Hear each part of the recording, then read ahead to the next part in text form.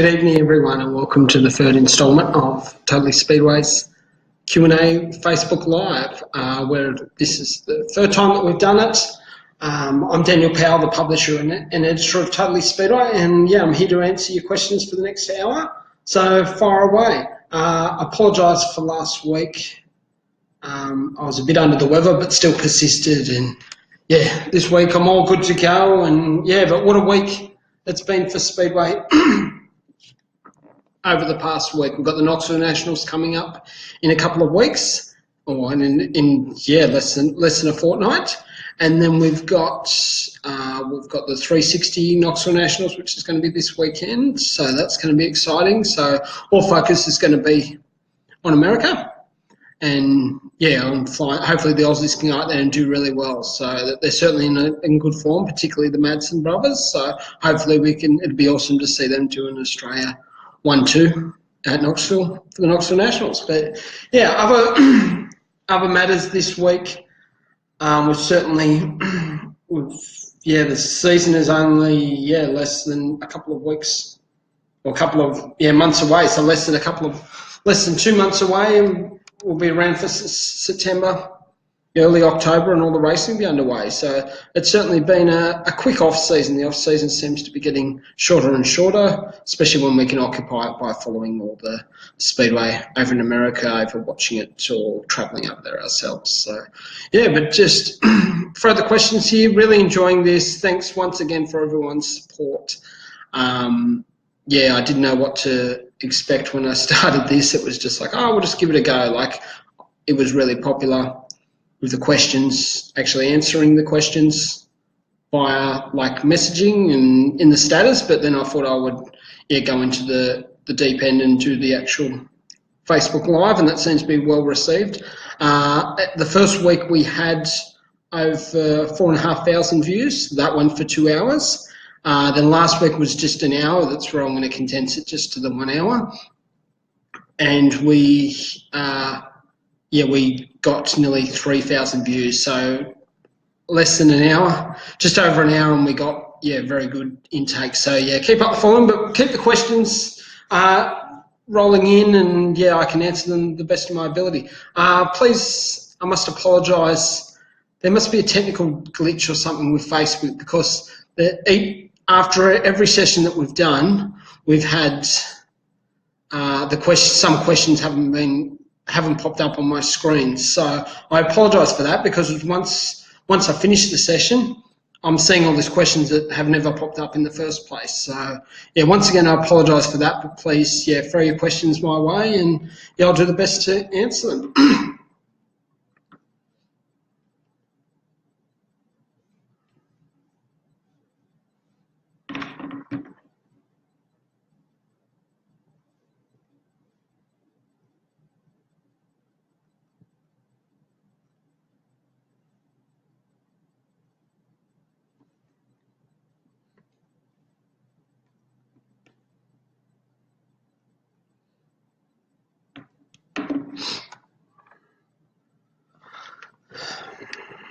So also what I wanted to speak about is the number of what we've got. We've got our first question here. So we've got Dave Parker, and you guys following the Chariots of Thunder in Darwin. It's just that starts Saturday, or the weekend after next. So it's certainly going to be exciting. You have got the likes of James McFadden competing in the events, and David Murcott. So it's certainly been a long time since Darwin was able to attract drivers of that calibre. Back in the, you'd have to go back to the 2010 Australian title that was held there, which was won by James McFadden. It was his first title. And to go back that far before, to have the calibre of drivers. So there's the promotion there at Darwin's North Line Speedo is certainly doing a lot, and to attract drivers of that calibre. It's certainly great and really exciting, and here at Totally Speedo we'll certainly be following it and promoting it to the best of our ability. So but it's going to be exciting. There's going to be a number of drivers from various parts of Australia going up there. You're going to have young Victorian Rusty Hickman, so he's certainly going to be one to watch out for. You've got Mitch Wormel, who's just coming back from America, so he spent the last couple of months over there, and he'll be competing in the chariots again. So obviously the favourites will be James McFadden and David Murcott, of course, but it's going to be great to see James McFadden return there the first time since he won the Australian title there back in 2010. And actually a lot of people don't know, as a 16-year-old, this Darwin's Northline Speedway is where he debuted running an ex-Daniel Powell car with a 360 engine in it. So that's where he actually made his sprint car debut. So to have him return there, and especially have the Monty Motorsport team.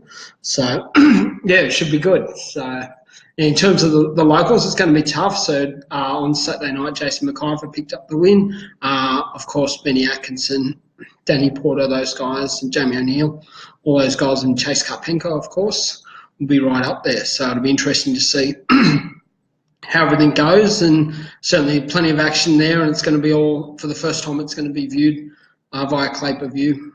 So that everyone back down south or overseas or anywhere in the world is going to be able to, catch all the action if they can't get up there themselves. So it's certainly, with it being very cold down south here, to go up north and into 30 to 35 degrees on average, it certainly warms you up, and it's going to be exciting racing. So it'll be interesting to see what happens there. So keep the questions rolling. So.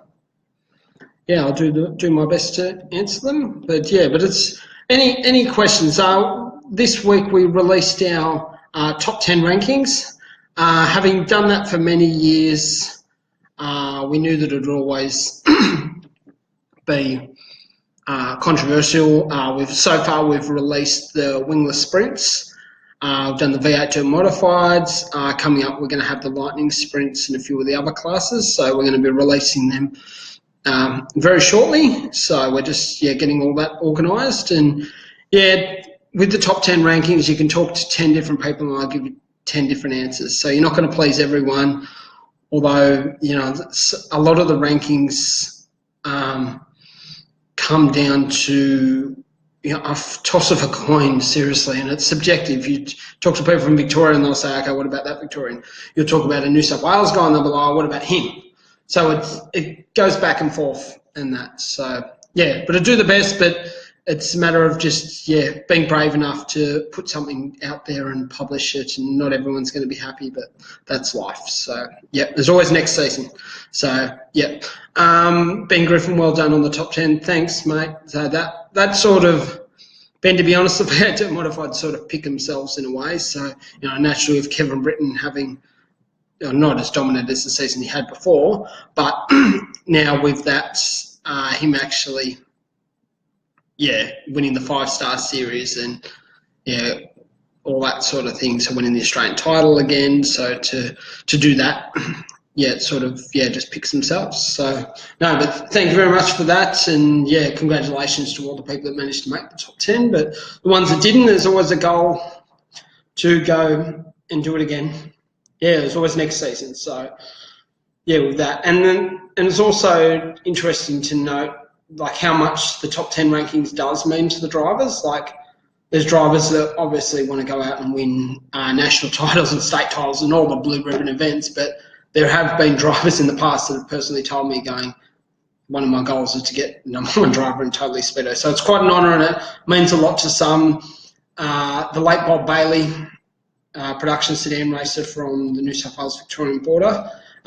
He passed away a couple of years ago, and I remember reading his a story in the newspaper about his death, and one of his career highlights was down being in the top 10 rankings, being the #1 driver. So that was quite an honour. It was certainly touching to know that it means a lot to drivers, and certainly it gets heated and all those sort of things. But in terms of the rankings, it's just great. It's, and it's giving rankings to all the classes. It's not the sprint cars and a couple of the others. So it's going across the board. And it's certainly been a lot of work to actually get the top 10 rankings and put it together.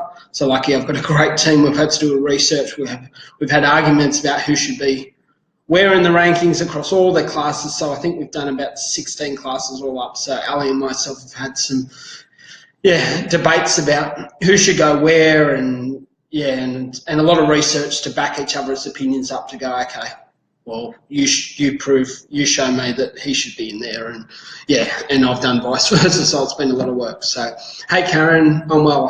How are you? On Small World, keep doing great work over there in WA, mate. Love your work. So, yeah, keep it up, and yeah, keep on pushing. You do a great job pushing sedans, and great commentator too. One of your biggest fans. So, yeah, but come through with any more questions. I'll check my phone because I do share it on my personal page, my Daniel Powell page. So some questions. Yep. Anthony Snedden, that's Crashy's photos for people that don't know. Do you see a revival of motorcycle speedway in Australia? To be honest, probably not. Like, you know, speedway motorcycles was in the 1920s. It started in Australia at Maitland Showground in New South Wales. So it's got a lot of history. Lionel Van Prague, the 1936 Australia's first world speedway champion. So, and then most recently we've had Chris Holder in 2012 when he won the title, and obviously Jason Crump winning it multiple times too. So in terms of, yeah, a revival of it, I think it's going to exist, and it's going to do enough for riders to do enough to get noticed to go overseas. And yeah, it's disappointing, but it's not. I love motorcycle. I've been to numerous Australian Championship rounds over the years and seeing it, and yeah, with that. But yeah, actually, yeah, revival. I don't know in terms of reviving. You know, how big do you want it, sort of thing. But yeah, like, and as you're saying here, Dave, it's a hard call. It is, but it's tough. I'm thinking Australia is just, yeah, you know, the riders can't get over there quick enough. But the way it is, and during the week we've seen Chris Holder and Troy Batchelor get booted out of the British League for taking a stance against the rider condition, like the track conditions for the riders. Like, why wouldn't you put yourself, you know, your safety first, especially when you've got a family? So it just makes it hard that, yeah, the British clubs have booted two of their best riders. So, but yeah, but luckily it's very strong, and you've got the Poland League, got the Swedish League. So, you know, all these riders do have options, and of course you've got the Speedway Grand Prix, which Chris Holder is currently, yeah, competing in. So, so in terms of that, yeah, I can see Australia just continuing to punch out plenty of talent. Like, per capita, Australia's got the most talent coming through. You've got Max Frick, you've got young Jack Holder coming through, you've got Brady Kurtz, all these guys that are going to be stars, and it's really exciting. But I think Australia is just a spot to build their reputation, and then they're off overseas and chasing the world stage, which, yeah, it's sad, but in terms of Australia, I think that's just going to be the launching pad for their international careers, and we can cheer them on from home. So, yeah, but it's, yeah, I'd love to see it. I love the bikes. I love the spectacle. I love that you got 4 laps of no brakes, and the action's there and then, and you know well and truly what you're on the edge of their seat. So I think it's the Melbourne, bringing the Speedo Grand Prix to Australia, having it at Melbourne at Etihad.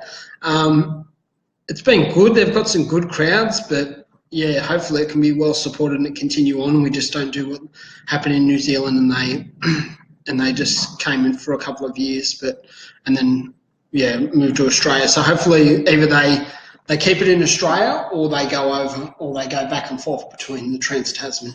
So have a couple of years in New Zealand and a couple of years in Australia. But yeah, it all comes down to dollars and cents. The Australian, yeah, hopefully with it, and we've got a current World Championship leader in Jason Doyle, so he's doing fantastic. A model of consistency. He was right up there in the running the last couple of seasons, and then obviously it's injury and crashes have got in the way and stopped that from happening. So yeah, but the bike speedway per capita, Australia's got certainly head and shoulders above the rest in terms of producing rider talent. In terms of getting it up to the heights that it is over in Europe, no, I can't see that happening. So, yeah, but certainly the rider's going to keep coming through the system. So that's an exciting thing, and that's what Australia should be really proud of. So I've got a question here, Damien McAllister. Have you got a schedule on your top 10 releases? No, Damo, I don't. Sorry, I'm still recovering from my cold over the past week, so just as I clear my throat, so I apologise for that. Schedule the top 10s, they will be released as they come. There's not a specific release on what's going to be out. So it's going to be out in the next couple of weeks, just trying to lock in the remaining advertising for these. Obviously, it's got to, monetize it, so I've got to get the advertising in order to release all the top 10 rankings, and I've done pretty well so far, so just waiting to lock in a few more. So, and as I get the advertisers, and then, I'll be able to release them ASAP. So that'll be shortly. So thanks for your question. Brenton Putty, what do you think of the state of sprint cars in Western Australia? It's certainly not as healthy as it used to be. That's one way to answer it. But it's interesting to note when you look at World Series, for example, they had the contractor drivers this year, and 4 of those teams had Monty Motorsport and Crookie Motorsport, both Western Australian teams with New South Wales and Victorian-based drivers in James McFadden and Brooke Tatnell.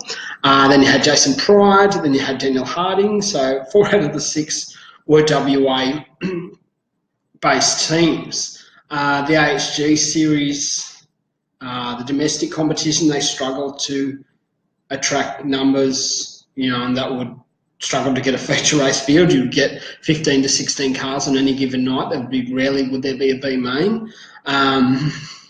So it's tough over there, but it's, the economy sort of thing, getting sponsors, getting drivers not being able to fund their racing, which in the past couple of years have been able to get that. So, I think it's tough. A lot to do with the management, up and down, and everything going on behind the scenes as well. So that certainly hasn't helped. The 360s seems to be going okay over there. You've got the Power Series, with Caden Manders, Michael Keane, and Daniel Keane. So it's going really well over there. But it's tough for everyone over there on the West Coast, whether it's 410 or 360s. So it's certainly been better, but let's just see what. We'll certainly get a good scope on what's happening for next season. Hopefully things will improve, but hopefully it's just one of these peaks and troughs where it's on a bit of a lull at the moment, and hopefully everything can turn around for the better, because we need this. WA is obviously the biggest state in the country. It's got numerous tracks spread across that big land over there on the West Coast, and we need it to be strong. So hopefully sprint cars can get a revival over there, but it's going to come with everyone working together. Obviously, getting sponsors and tracks like in WA. Obviously the Perth Motorplex has been up and down. We've got Andrew Roberts, who recently announced that he's left the post at Bunbury Speedway. So it'll be interesting to see who takes that up. I'm not sure who would fill that void. Not sure what's going to be happening there with that. So there's a lot of unanswered questions. There's a number of teams that aren't happy, but I'll wait till the dust settles, and hopefully WA sprint cars can make a revival. So hopefully, Brent, that answers your question as best that I can, being on the East Coast. So Anthony McLean, who's your pick for Knoxville? Anyone but Donny Schatz. But Donny Schatz is a star, and all the success that he gains, is pure hard work, dedication, great team behind him. So, Schatz wins, Schatz earns it. I'd like to see a guy like maybe Brad Sweet get up, but being the Aussie, I'd love Kerry or Ian to get up. So it'd be awesome to see. Kerry came very close 2 seasons ago. So let's hope that he can, continue that and, go one better. So it'd be interesting. But hopefully, Kerry Madsen, that'll be awesome. That'll bring the whole house down. But he's certainly in a great car. It's a proven car, proven team. And, Danny the Dude Lasowski come off his one of his best seasons in recent years since running domestically, and to actually come through and actually get the job done. That'd be awesome, and to have Kerry Madsen win there and create history. So hey Sean Douglas, how you doing, mate? Hope you're well. Matthew Williams, what are they doing on the infield at PCR?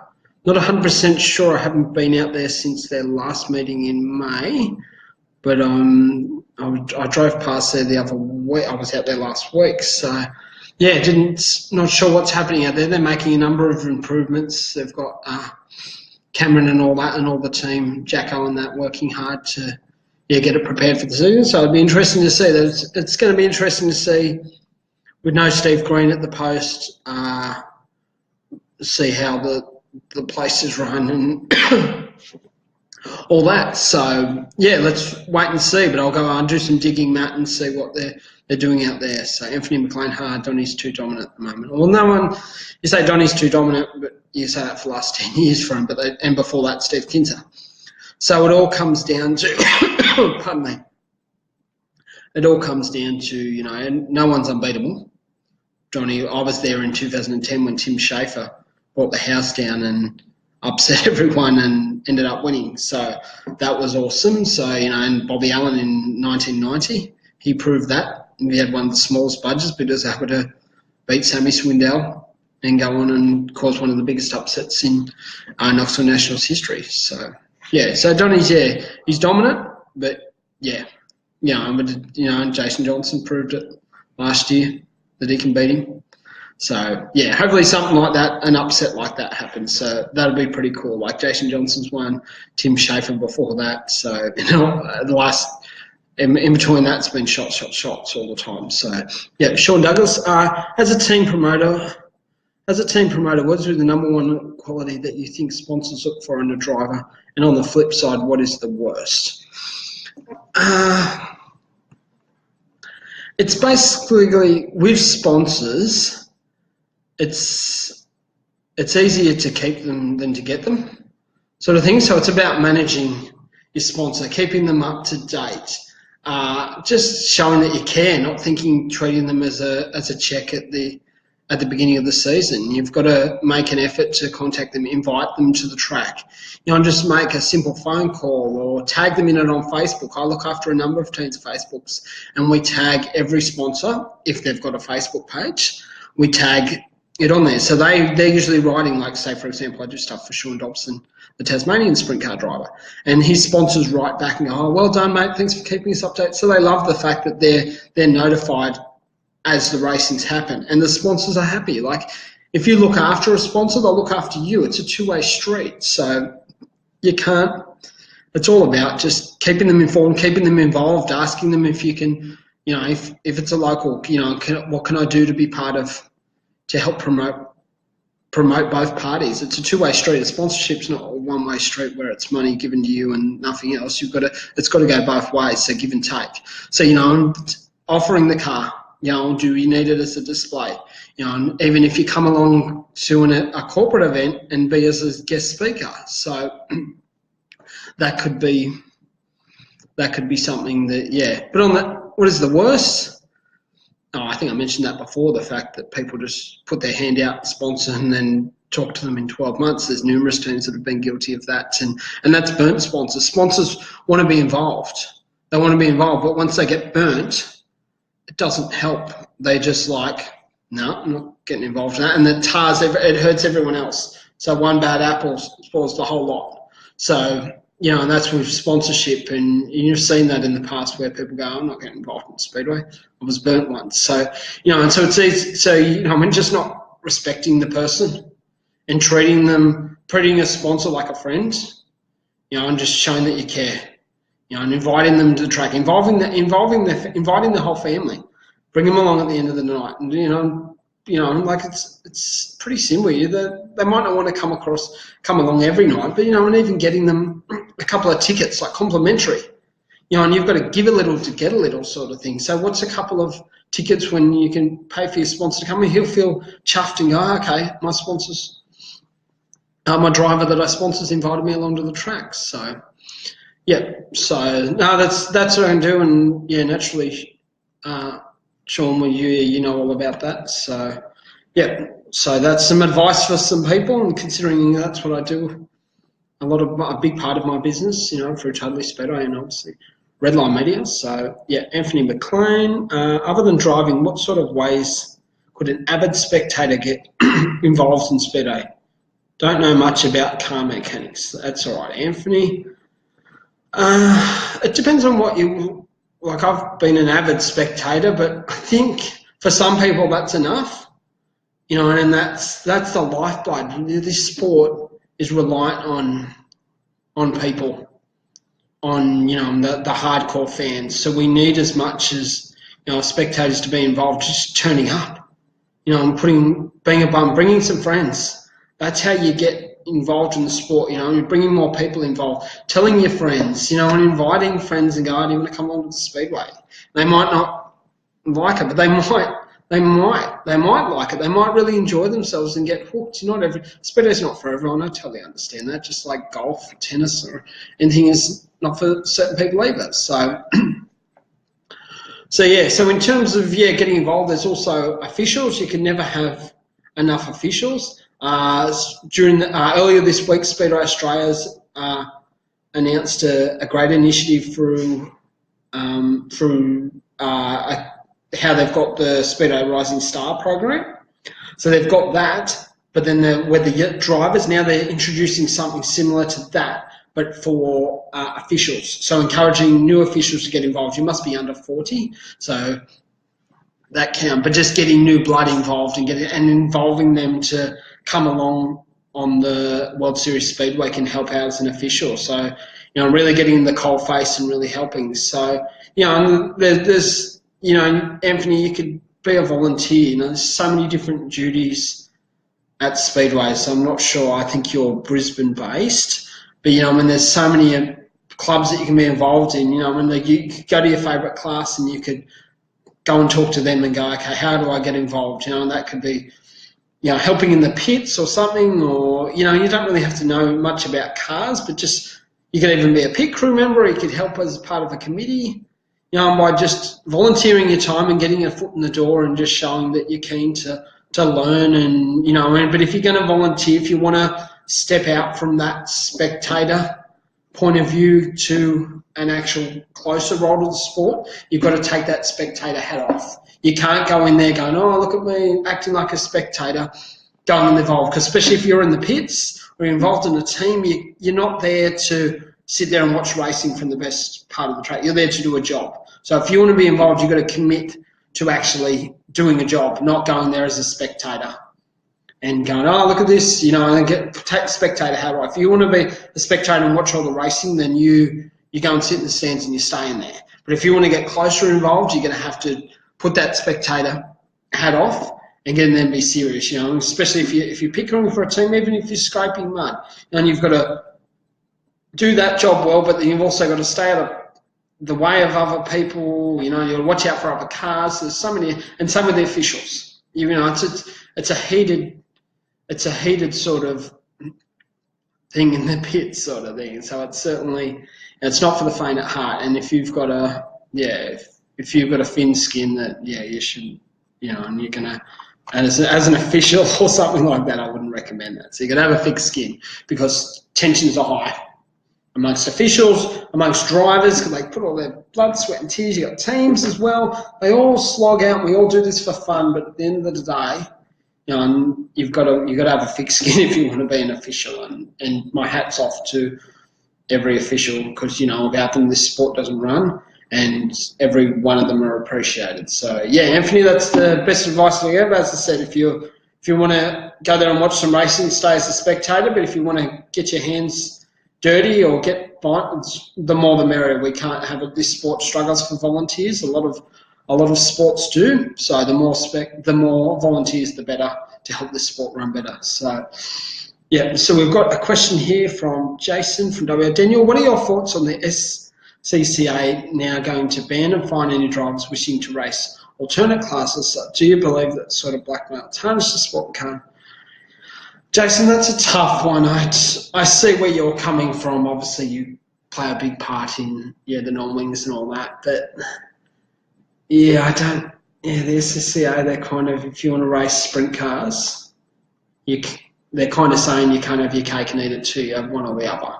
So, I know this sport is very small and it's tough. I know what you're trying to do and all that with the non-wings, and that's pretty cool. But the SCCA, they've got rules in place, and that's the way that they choose to operate, sort of thing. And it kind of, if drivers want to, it's kind of giving them a choice to either one or the other. So that's how I see it, and that's what they're doing. I might not agree with it, but hey, that's they're in the position. So, Robert Jordan, with how quickly tracks are closing down in the US, could the sport be trouble over here with the same problem? More dollars and needing housing coming close to these tracks may lose. Robert, this is exactly what happened in Australia. So, like we're talking over a 30, 40-year period. So in the 70s, 80s, Speedway was booming, obviously in the 60s and all that sort of stuff before that. But now, and this is America, like in the US, I've been over there numerous times. It's a fabulous place, a lot of racing. But yeah, there's an actual Facebook page that's set up that could actually, like it's got all the ghost tracks, and it's amazing with America how many ghost tracks are, but obviously with 350 plus million people there, it's a lot bigger than Australia, which has got 23 million currently. So, but I can probably see may lose. I don't know where you'd like may lose big name tracks, like probably a lot of the smaller ones, probably. But in terms of places like Knoxville, Eldora, the Chili Bowl, obviously that's a man-made track, but I don't think those are going to go away. So, it's just tough. More dollars needed and housing coming close to these tracks. Like, I don't know if housing's getting closer. I don't care how much money you got. I don't think it's going to help you. So, more dollars is not going to help.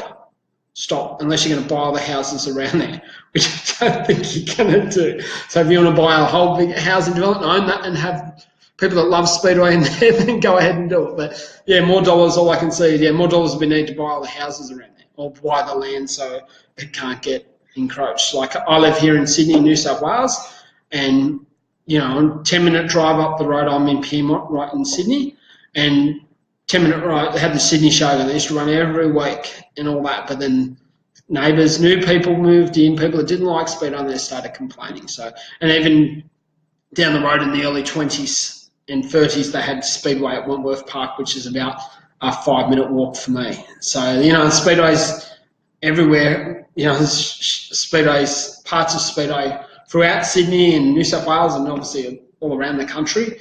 But in terms of, the big tracks, but I think as houses move closer, like Sydney, for example, they're moving more and more out. So it's not as regional. Some places are not. I grew up in a small town called Tarmore in southwest of Sydney, and that, the houses are moving out and out now, and now that's not really considered the sticks. So, So in terms of, Robert, to answer that question, if you can buy all the land around the Speedways, that'll stop it, but I think it's inevitable that, tracks will close down regardless of how much money they've got, and because once the council gets complaints, they can put that in. So, Matt Butler, a Queensland-based sprint car driver. Car washers don't need mechanical knowledge. Yep, fair call. So, Ben Griffin here. Get involved in the club, etc. We have a New South Wales AGM on Tuesday. Not all welcome. I came to a club meeting 5 years and loved it. Yep, you do a fantastic job, Ben. Keep it up, and you're proof that with that. So Tristan Kelly, Formula 500s. What's your thoughts on wingless racing, aka wingless 500s and wingless V8 Sprint? Do you think Australia will ever improve these classes? Tristan, I don't know. They're really popular in America. You've got the wingless 500s, and even Formula 500s do the odd racing like without the wings on them. They do that more of a novelty sort of thing. Wingless V8 sprint cars, just it's like we've just spoke with Jason Blosk. I think it's how you say his surname. Sorry, pardon, Jason. With that, yeah, wingless 500s. Yeah, they'll probably do it as a novelty, but I can't see them getting that. Wingless V8 sprint cars. Yeah, like the SSCA is certainly not going to approve it.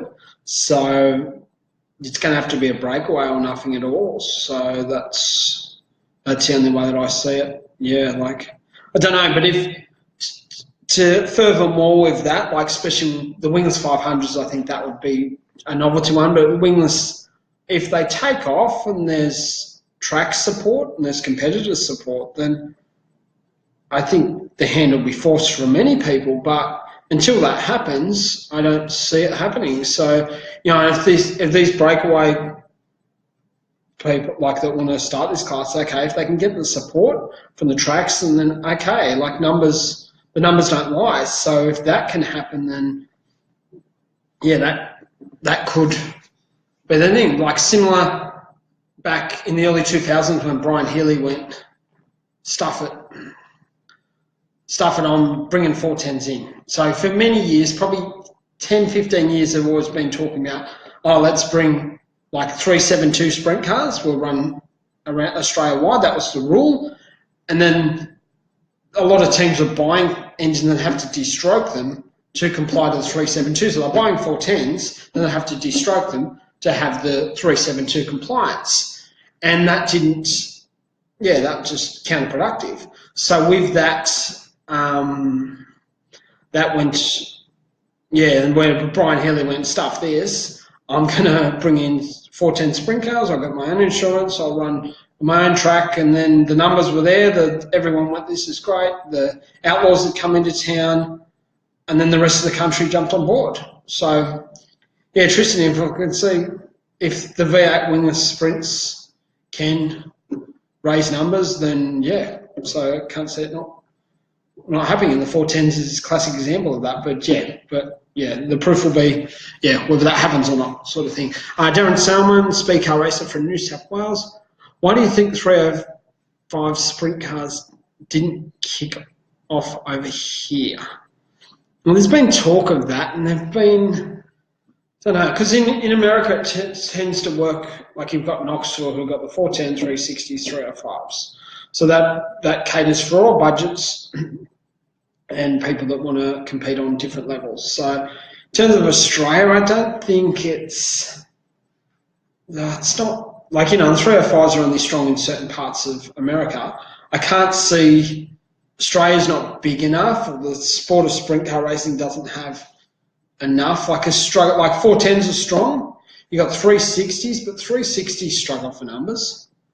And so if the 360s are strong, obviously the cost of 360s now, you know, they rival 410s. So that makes it tough. But 305s, I don't, you know, looking for another cheaper alternative. I don't know if 360s didn't work and then they got 305s. I can't see that happening. But yeah, I think, yeah, with 410s being so strong here in Australia, and you know, you look at a place like WA, they're struggling to get a feature race field for the 410 sprint cars. So do you think that introducing a 305 car, I know they have new limited sprint cars, 360s and 320 sprint cars over in WA, so they've got 4 different sprint car classes with wings. Then you've got the breakaway V8 wingless cars, then you've got the V6 wingless sprints, which are very popular over there. So you've got technically 6 sprint car categories over in WA alone, and they're struggling at the top end with the 410. So obviously there's different things involved, but I can't see, Australia's just not big enough to cater for 3 different sprint car classes. And yeah, if someone in 360s is spending the money to 410, they just end up going, well, I'll just run 410 so I can run the Classic and do World Series. And sure, that costs a lot more, but you get more exposure. That helps get more sponsors. So yeah, so you can see, but in terms of, yeah, America, that's, yeah, I can't see the 305s, yeah, taking off here in Australia. sort of thing. We'll just see what other questions we've got here. So thanks once again for everyone. So we've got about 20 minutes left. I'm just checking the questions here. Okay, so Connor Leverton. Who do you think will be the driver to watch this season? What I'm excited about is the combination. Like last year, James McFadden and the Monty Motorsport team just kicked everyone's butt. They won World Series, won multiple rounds, then won the Classic, were unlucky at the Australian title, but they were quick. And that was a big thing when it come to the Crookie Motorsport team. Obviously, Brooke didn't have the best of seasons, so there was other options, and Jamie Veal was shutting up his own team here in Australia to focus on setting up a team over in the US. So I'm excited about the combination of Jamie Veal and the Crookie Motorsport team. Those guys were hurting after last season because James McFadden, was the dominant driver, and Veal had come off that stellar season the season before, and to have McFadden come out. But that being said, Veal won about 8 feature races, including a World Series round at Valvoline Raceway. But compared to McFadden, he didn't win those, didn't have the best of runs in the Blue Ribbon events as opposed to what Monty Motorsport team and McFadden did. So, and the Crookie Motorsport team, they won 1 World Series round this year or last season. That was at Bunbury. So to actually, to have them come together and join, it's going to be interesting to see, because they're hell bent on having success. So having a great driver and a great team together. So Veal and the Crookie Motorsport team, it's going to be exciting. Another driver, Sean Dobson from Tasmania, he had a great season. A really underestimated season. When you look at the statistics of what he actually did, and people would be like, "Whoa, he really did." When you dig deeper, so Sean Dobson, he'll be one to watch. You've got other guys, and there's a lot of the Sydney guys. They're getting more and more laps and being consistent. Matt Gearing, a young Sydney driver, Braden Wilmington, all these young kids that are coming up. I saw in the week earlier this week, it was announced that. Nikki Britton, so she's the granddaughter of Dick Britton, who's a 6-time Australian sprint car champion, or 5-time, Australian sprint car champion. And she's a third-generation racer, so she's going to be running a sprint car next year. She's only going to do a handful, probably about 10 shows. But that New South Wales number 6, which was last with her uncle, Brian, so that was back in the mid-90s when he ran his own car.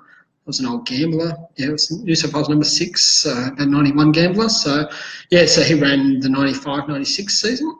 And, so it'd be interesting to, it'd be exciting to see that. And a lot more young female racers are really stepping up into sprint cars. Christy Ellis, you've got Rhiannon Burley, you've got all the, you've got Stacey Galliford, all these, Courtney O'Hare, all these girls really, having a crack. So it's really good for the sport. It brings in new blood. It brings in new people, like fans, females, to go look up to other females and go, okay, cool, look what she's doing racing against the boys. So it's really awesome. But I know a lot of those girls just want to be treated as the boys. They don't want to be the token female racer. So and that's totally fair enough. But I'm thinking, so I'm excited, Crookie Motorsport team and Jamie Veal is certainly be exciting to see what happens, but obviously McFadden and the usual suspects will be right up there and wants to watch. So we've got another question here, Jason Vanderpool. Do you think legend cars will take off in Victoria? Well, they've really taken off in New South Wales. They've come down to Victoria, I think in March it was. They ran a double header, one at Simpson Speedway and at Premier Speedway. So they got a lot of cars down there, a lot of interest from Victorians, so it'll be interesting to see whether it will take off. They probably just need a couple of cars down there, and it's hard because a lot of people sit on the fence and worry and go, okay, I'm not getting a car unless there's no other cars, which is fair enough, totally understand that, but it's good that John Dennehy and his team have been able to take legend cars down. So being able to take the whole package down to a track and go, okay, we can bring 20 cars to you. So that's pretty cool, the fact that he can guarantee that. He can guarantee, he carries all the parts, so that allows, if cars get damaged, they can get fixed that night, as opposed to some cars going, I'm out, I don't have any spares or anything like that. So that's really exciting, and that's probably a good thing. Probably need another season of John probably taking some cars, taking a whole posse of cars, and I think that would work across a lot of the states. Into Queensland, struggled up in Queensland, WA being so far away, but having a number of cars there, that's interesting. So it'll be interesting to see, but in terms of Victoria, I think another season of promotion down there, having a couple of big shows there, and what he did last year with last season, John taking the legend cars down there and having a Victorian title, which was at Waganya in the New South Wales Victoria border, which was won by Glenn Mitchell. So it'll be interesting, if it will take off. There's certainly a lot of drivers down there, and the legend cars are a very cost-effective class. So I think another season, and we'll just see whether that. Yep. So Brady Baldwin, a Queensland-based win the sprint racer. Will Tackle have a ride next season? If so, who you think? Who do you think with who? Brady, to answer your question, it's tough. It makes it tough in terms of where Tatnall's going to go. I can see Tatnall doing. He'll probably stay for Christmas back home in America, and I think he'll come over in the new year. He'll probably run. I'm not sure who. Depend, like in the past when Tim Kading, when Brooke couldn't commit to the whole year. And Tim had the drive for the Cricky Motorsport team. That was about 3 or 4 seasons ago. Brooke guest drove for Steve Court Racing, the New South Wales-based team. So that was an option back then. I'm not sure if that option is now, because obviously Steve's got 2 cars. He races himself, and he's got his young son Kyle in there as well. So, and obviously got a relationship with Casey Kane over that period. So it'll be interesting to see if that might not be an option, but I'm sure Brooke's driven for a number of drivers over the years, and he's got his name. Who wouldn't want Brooke Tatley? He's still got a lot to offer. He's still competitive over in America. Still come over here and is competitive. He didn't have the best of runs, but when you look at Brooke's seasons last season, like I'm sure there'll be, 70% of Australian sprint car drivers probably want to have that season and be still happy with it. So, Brooke's still got a lot to offer. He's got a huge fan base. So I'm not sure who it will be with, but I'm sure Brooke will, since he debuted in the sprint car in the late 80s, he hasn't once missed a season here in Australia. And I think that will continue, and he'll get a ride, you might see him doing half a dozen shows, or hopefully maybe more. So like the Classic, sporadic World Series rounds, maybe even based in Sydney. That's what I said earlier in the week. So earlier in an earlier episode. So I'm not sure what will happen there with that. So Ben Griffin, Australian Lightning sprint driver Kurt Wilson from Lismore. This guy has huge talent. Someone needs to offer him a ride in a 410. So, Kurt Wilson. So, he's certainly done everything there is to do in Lightning sprints. The guy runs on a shoestring budget, but he's obviously, his talent is that. But what I would like to see with Kurt, 410's probably out of reach unless someone gives him a ride, but it'd be pretty cool to see him in a sedan. He was really good in junior sedans. His dad, Dave Wilson, was a street stock legend for many years throughout the 90s and early 2000s.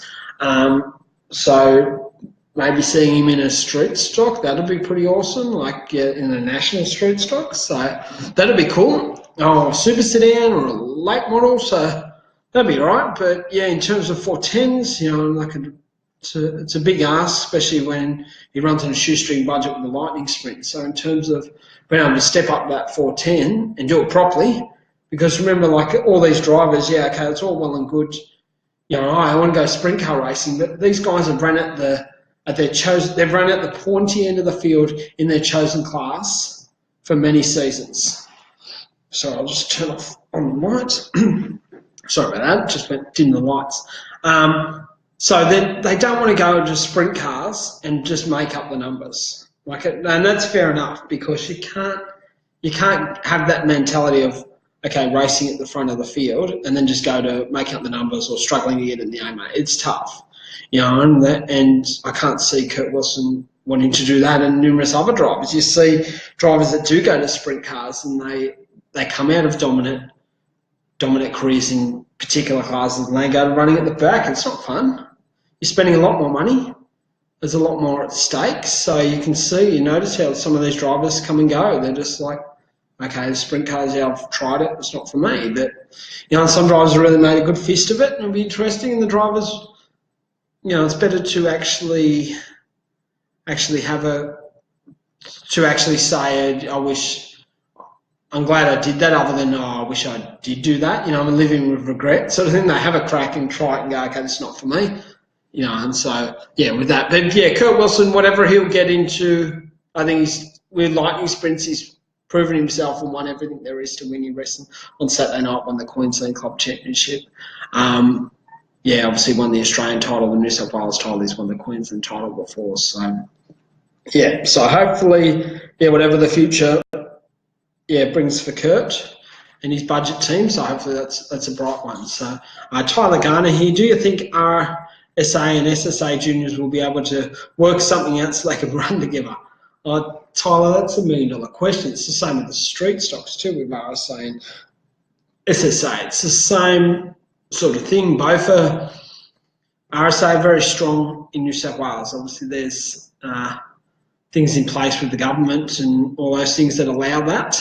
The SSA very strong everywhere around the rest. So trying to bring them in to make it a truly national junior sedan class, it's a good thing. I'm all for it, but it just makes it tough in terms of people coming over and doing all that. So there's a lot of, it's probably still a fair few years to go before we'll probably see them join forces. Same with the street stocks, as much as I would like that to happen. So, in terms of juniors, hopefully they can work something out, but it all comes down to a bit of give and take. So, an RSA can survive by itself. That's why they're not bowing over to the SSA, and that's one of the issues sort of things. So, the RSA can run by themselves at the moment, and that's where the SSA, they can run by themselves, and the RSA are like, we don't really need the national body. But it all comes down to debate. Depends who you speak to, and it makes it tough. But I remember recently, or not recently, a couple of his young Braden Wilmington, who's now in 410 sprint cars, he had to wait till he was 14 until he could race juniors in New South Wales. Naturally, that's changed now in the last 12 months. It's been lowered to 10, so across the country now, but obviously with RSA specs with the cars. And Braden Wilmington was 12 and he wanted to race Speedway, so he had to drive to Victoria from Goulburn. So that's a good 10-hour drive just to race a junior sedan. So that's commitment there, but he had to wait until he was 14 and he could race RSA junior sedans. But obviously the rules have changed now, so So hopefully that happens, Tyler, but I'm not going to hold my breath. So Sean Gibson, have you heard who will be driving the second sprint car for the Ausdeck alongside Andrew Shirley? Word on the street, or my whispers, is the team owner, Stuart Craig. So Stuart raced probably a good decade ago in sprint cars, so I heard that he's going to be running the second cars. So it'd be interesting to see how he goes getting back behind the wheel. It'd be cool to have the Ausdeck team certainly coming on board, present immaculate equipment. They leave nothing to chance or anything like that. So so Stuart Craig, that's the word. But so Tim Ford, he's a Queensland-based 360 competitor. What's your thoughts on the development series coming to Queensland? I think that's a good thing, Tim. This was a question that I answered last week too. I don't, it depends on the support.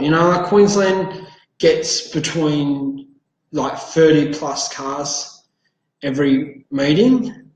So in terms of a development series with that, will they struggle to get cars to do the main series? Will they struggle for numbers? Will they be getting 20 cars, or will this development series complements the actual the series? Yeah, complement the main game, so to speak. So the development series, yeah, Alan Woods is behind that, and anything that Woods, as I said last week, yeah, Woodsy. Certainly, yeah, has a crack at it. Yeah, so in terms of development series, hopefully it might bolster numbers. There might be drivers that run regularly at Archerfield that might not want to, or might keep the car in the shed because of that. So it'll be interesting, to see what becomes of the development series. They've got a development series here in New South Wales. That's been really well received, but you get 50 plus cars there, so you can afford to have a development series. You can have certain drivers that are going to be just basing their whole season around the development series, like young Nikki Britton. She's stepping into sprint cars, as I said earlier in this Q&A, and she's doing all 6 rounds of their development series, and then she's going to, after that, do selected rounds depending on how she goes with the main game. So it'll be interesting. And Tim, I hope you're out there and you run your 360. I think it's going to bring a lot of cars out of the shed for this development series. So hopefully it's a good thing. As long as my only query is the fact that whether it will hurt the main, and they'll struggle to get 30, they'll have 20 odd cars. So it'll be interesting. But if the name development, if it helps the drivers step up and go into really help the main competition, then I'm all for it, sort of thing. So it'll be interesting to see what happens, Tim, and good luck if you're going to be back out there. So Greg Bocce, Andrew's boss, will be yes, that was confirmed. Thanks, Greg, for confirming that. Okay, so we're right on 8:30 now. Just checking to see if anyone has any other further questions. That. I'm just paranoid that I'm going to miss anyone. I seem to miss every time that I take it off. I log out, and then there's all these questions that I haven't answered. So just double checking. And once again, thanks everyone for your support and your interest. Listen to me ramble on about the Speedway for an hour every week. So it's good that you guys make it interesting with your questions, and really enjoying it, and certainly once the season starts, we're gonna, it's gonna be busier and busier. Also got some news. Sorry, I nearly forgot all about this. Next week's episode is gonna of the Q&A. So we're gonna have two. It's gonna be in 2 parts. So we're gonna have an interview with Speedway Australia CEO Tim Saville. So he's going to be coming on. We're going to be doing a live interview. All the questions are going to be pre-questions. During the week, I'm going to put on the Facebook page calling out for people to have questions. And put them all put them all forward during the week. And Tim's going to be live. So that's going to be from 6:30, and that's going to be taking place. From 6:30, we're going to be talking for an hour, and then after Tim finishes, we'll stop. We'll do another Q&A, and we will, just step into the normal one from 7:30, doing that. And so Tim Saville from Speedway Australia, so he's coming in. So we're going to be doing a live interview from my office. So I'm really appreciative of Tim taking the time, and the board for approving him, allowing him to come in and answer the question. But it's going to be an exciting time. It's going to be interesting, and bring it on. So next week's going to have, repeat again, we're going to have, Tim Saville, the CEO of Speedway Australia. So he's going to be coming in for an hour for an interview, and then we're going to get into the normal Q&A with myself, so for another hour. So it's going to be a big next week. Really excited about it. Then what we're going to do, and then during the week, I'm going to, put out a post just trying to get all the questions and, get all them prepared for Tim. So, this will be interesting viewing, but it'll all be live here and free via Facebook Live. So once again, thanks guys, and Chris Domack, you look tired, mate. Go and have a good sleep. Yeah, I'll try, mate. I will, and then back up again. So it's been a big day. So yeah, thanks once again for everyone tuning in. The support's much appreciated.